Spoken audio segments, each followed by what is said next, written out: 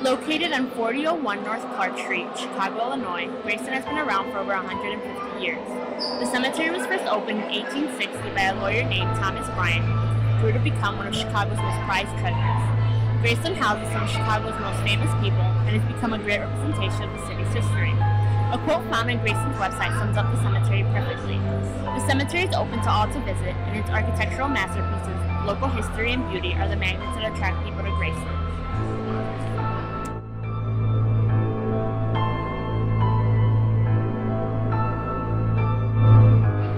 Marshall Field. He started off at Potter Palmer's dry goods business and grew from there. Inventor of the first department store, he created the idea of catering to your customers' every need and providing many with a place to eat, relax, and shop.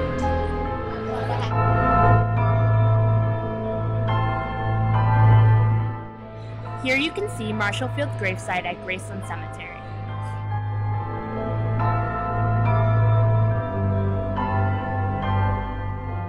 Potter Palmer. The Greek temple and twin sarcophagi were built for Potter Palmer and his wife Bertha Palmer. Potter Palmer was a wealthy man who earned his millions with the creation of a dry goods store.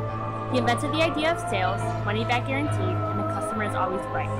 He invented shopping as we know it.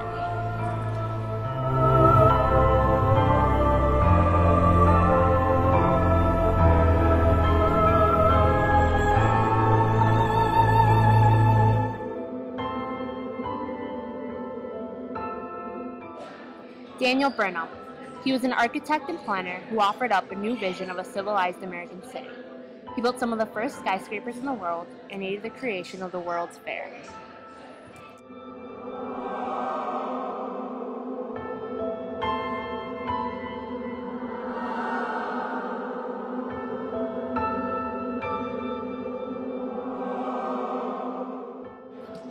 Philip Armour, the Sausage King.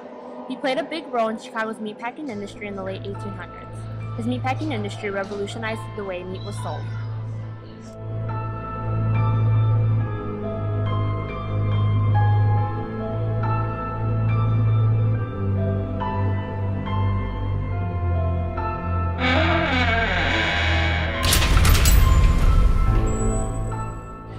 Inez Clark.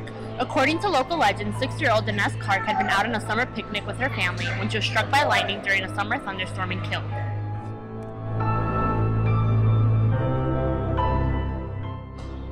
Dexter Graves, a hotel owner who brought one of the first colonies to Chicago. The statue had been created by Lorado Taft and has been named Eternal Silence. For quite some time, it has gained attention as a supposedly haunted spot. Many have instead termed the statue as the Statue of Death. Legend says that looking at the cloaked figure in the eyes will bring you a vision of your death.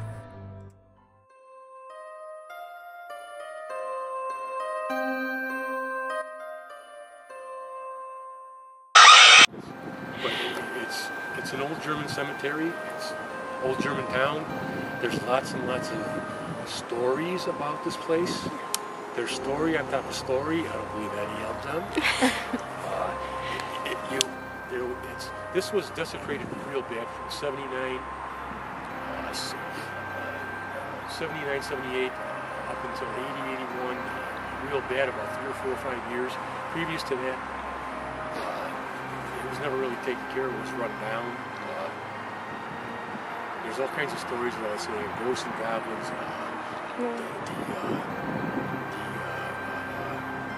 Part of it where there's the farmer and the tractor and the grandson and all them stories about him. The ghost of the house that is up and down the turnpike here.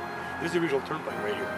The original turnpike turning off from Cicero Avenue coming in and turning into here and coming down goes all the way, goes east over that way and then west over to 158th, 157th and Oak Park Avenue all the way to Timber Park. There's old foundations down there, wells. Like Mr. Rick said, the graveyard is thought to be built in the early 1800s by a German family by the name of Bachelor, which is where the graveyard got its original name. The name lasted until about 1850, where it was changed to Bremen's Graveyard in honor of the new post office that was built in town. But the name only lasted for 5 years, and then it was changed back to Boucher's Grove. Strangely enough, the same year the post office shut down and the town disappeared in the surrounding forest. For the next few decades, the graveyard was used as a park-like retreat for families.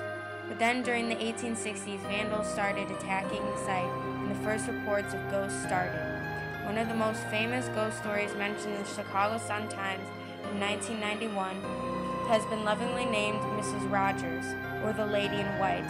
She was captured in this picture, sitting on her tomb looking off in the distance. Legend says that she comes out every full moon to look for her daughter, the unnamed infant who is also buried at the cemetery, but she can never seem to find her. It is also said that Al Capone, one of Chicago's greatest mobsters, used the pond connected to Bachelor's Grove as a dumping site for his tortured bodies after he killed his victims. It's never been proven, but most people believe it to be true.